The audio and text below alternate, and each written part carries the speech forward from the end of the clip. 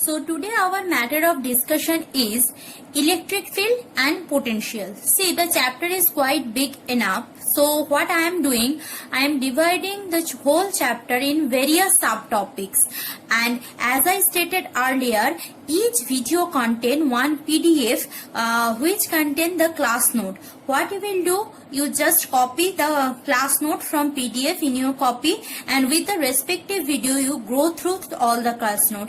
If you are having any doubt or queries, anything regarding the chapter matter, you just ask in the comment box so I can resolve it. So today I am going to start electric field part.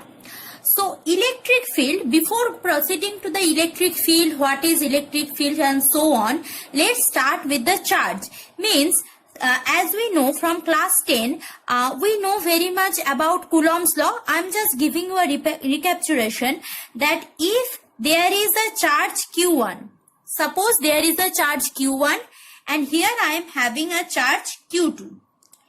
Now, according to fundamental of law of electrostatic, what we know, if they are unlike charge, means one of them is positive, another is negative, they will attract each other, and if both of them are same charge, means two cases might be happen, both of them might be negative or both of them might be positive. So if both of them are positive, they will repel each other, and if both of them are negative, they will repel each other.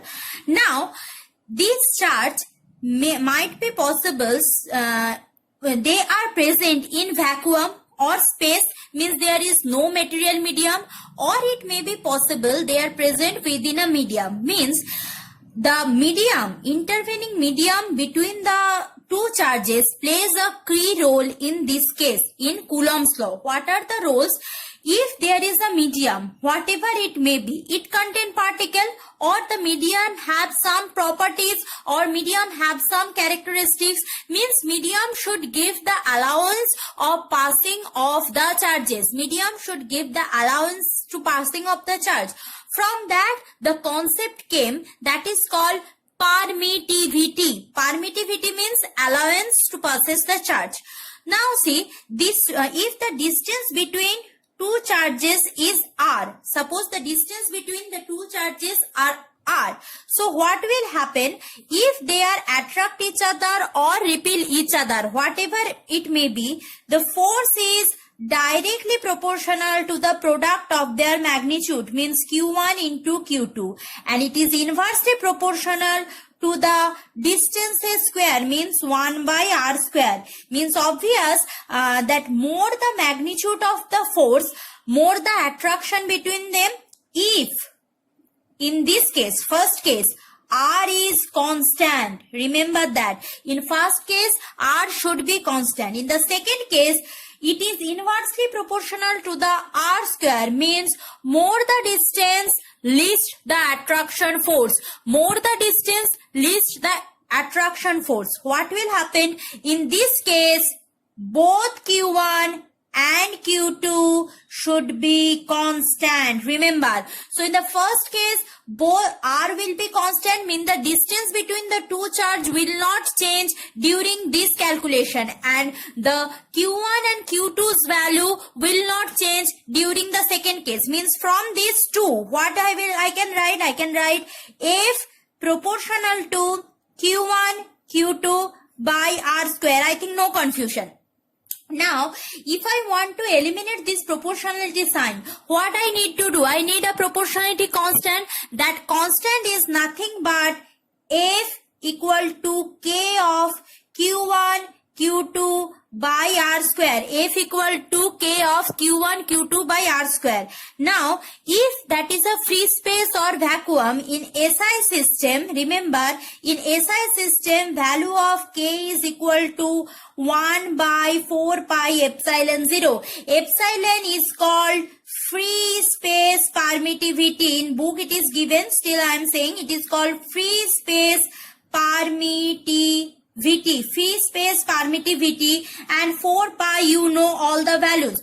Acha. Now this 1 by 4 pi epsilon 0 is a constant quantity. In SI system, its value is 1 by 4 pi epsilon 0. So if I put this value over here, then F will be equal to 1 by 4 pi epsilon 0 Q1 Q2 by R square. Clear? This is the Coulomb's law.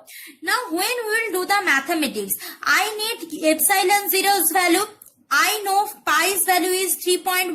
I know 4. If I multiply this 4 with that pi and epsilon 0, I will get a constant. But you think in exam, every time we'll multiply 4 into pi into epsilon 0, rather than if I know 1 by 4 pi epsilon 0's value, that will be easier to remember and easier to solve the mathematics, because as you know in class 12, if this kind of easy sum will come, this way easy sum will never ever come. If it will come, then minimum 2 marks, max to max 4, 2 marks will be given. So it is easy to remember that instead of epsilon 0's value 1 by 4 pi epsilon 0's value. What is the value of 1 by 4 pi epsilon 0 in SI system? That is 9 into 10 to the power 9 Newton meter square per Coulomb square. R for meter, R is the distance. SI system, it is meter. It in SI system, the value of unit of charger Q1 and Q2 means Coulomb. So it is coming as, and F is what? Newton, force Newton. That is, it is coming 9 into 10 to the power 9 Newton meter square. So if I know the value of Q1, if I know the value of Q2, I can, and R I know, I can easily calculate the force of attraction or force of repulsion between the charge Q1, Q2. Force of attraction and force of repulsion between the charge Q1 and Q2. Now see, we are going for vectorial calculation or vectorial form of Coulomb's law. What is that? See, as I am telling, suppose here I am having a charge Q1 and here I am having a charge Q2, as I stated earlier. So when I am calculating the position between Q1 and Q2, that is okay. If I am calculating with respect to origin, means suppose this is, I am showing, this is a XY coordinate. So this is X, this is Y, this is a XY coordinate, this is 0. So if it is origin, if I want to calculate what is the position of Q1, suppose this is the position of Q1, I am stating at R1, and what is the position of Q2, suppose this is the position of Q2, suppose R2. What is the distance between these two? There is a tricks. What is that tricks? So position means from the origin to Q1 I am measuring. So the direction cosine should be proceeding towards the Q1. And if I am calculating from origin to Q2, so direction cosine proceeding towards the charge Q2. Now, if I want to calculate the distance or displacement between that Q1 and Q2, two things happen. What are the two things? When I am calculating that distance with respect to Q1, and another time I can calculate the distance of Q2 with respect to Q1. Two things I can do. First, I can calculate distance of Q1 with respect to Q2, or I can calculate distance of Q2 with respect to Q1. How will do? If I am calculating distance of Q2 with respect to Q1, so this will be the direction, final direction of what? Direction of displacement. Remember the triangular law of displacement. Suppose our object is moving towards this, then the object is moving towards this. So this is the final displacement. What I am doing? I am just adding these two or subtracting these two depending on the position vector. Already done in class 11, first chapter, vectorial calculation of triangular law. Now see, so suppose I am calculating the distance of Q2 with respect to Q1. So it will be R21. Distance of 2 with respect to 1. And if I am calculating displacement of Q1 with respect to Q2, it will be R12. So suppose I am telling कि there is no charge. Suppose there is no charge or there is a charge. So first I am calculating F21 means what?